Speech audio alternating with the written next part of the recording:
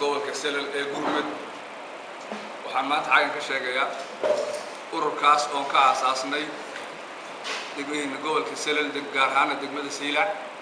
taas oo aasaaska markaan dhinac kasta aan eegnay in baahida loo qabo ururka waxaan dareenahay in loo qabo baahi aad u weyn in urur laga sameeyo gobolka Selel markaan leeyahay waxa weeyaan waa degmadii Saylac iyo Lughaya markii hore la isku labadii degmood ee markii hore ay lahaayeen ay soo imika la kala jaray innaka waxa ay noo tahay taas gobolka Selel ay noogu magacaaban tahay Lughaya taabaan ka sameynay markaa Saylac baahida loo qabo ee ururkuna waxa weeyaan markaan dhinac kasta baan eegnay waxaan aragnay dadkii mas'uuliyiinta ee waaweynaa oo ninba dhinac u korayo ama ninba dana kale oo gaar ah oonan ahayn danihii dadweynaha ku dhaqan gobolka Selel aanan loo horeyn man aragnay marka waxaa tashaday dhalinyartii gobolka ayaa tashatay gaar ahaan dadkii dhalinyartii joogtay degmada Saylac ayaa tashatay waxayna ku tashadeen inay urur sameeyaan ururkaas oo ah inuu ummadiisa u gurmado ururkaas oo waxyaabihii ummaddu ay u baahnaayeen markaa oo ugu kaalmeeyo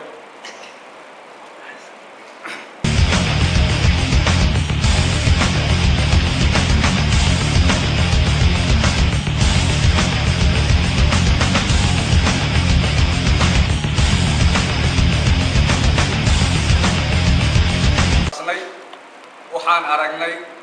beeshii Ciise dadkii mas'uuliyiinta u ahaa gobolkan meel kasta ay joogaan ama dibadda joogaan ama Djibouti ay joogaan ama Ethiopia ay joogaan ama xaggana joogaan iyagii oo aan isku mid aan ahayn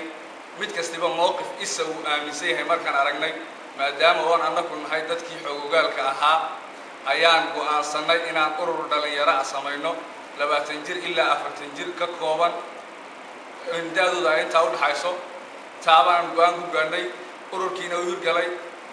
ururka magaciisana waxa la yiraahdaa ururka dhalinyarada gobolka Selel ee Gurmed baa la yiraahdaa waxaan markaa shacabweynaha beesha Ciise aan ogeysiinayaa ururka ka hirgalay gobolka Selel in uu u furan yahay qof kasta oo Ciise ah ama danaynaya wax loo qabto gobolka Selel qof kasta oo danaynaya ururkaas uu furan yahay maanta waxaan shirka jiraadaan u qabanayna waxa weeyaan waxaan ogeysiinaynaa inuu qof kasta u furan yahay waan ku soo dhaweynaynaa qof kasta oo nagu taageero ururkaas assalaamu calaykum in midaan ku weydiiyay waxaad qaban doontaa inagu weyni muxuu yahay natiijada aad gobolka ka qaban doontaa horumarka noqoto natiijada gobolka aan ka qabanayna waxa weeyaan haddii ay tahay dhaqaalaha waxaan ku bilownay horta annaka iska dhexdayada iska ururayna ka bacdi waxaan sameyn doonaa haddii Ilaahay ilaaho in shaqo abuuris aan sameeyno in dib u dejinta gobolka loo wado inaan ka qayb qaadano mashaariicda markaa gobolka imanayo oo dhan inaan dadkii gobolka deganaa baan nahay inaan hormuud u noqono markaa ummadda taan ku tala jirnay waa taageer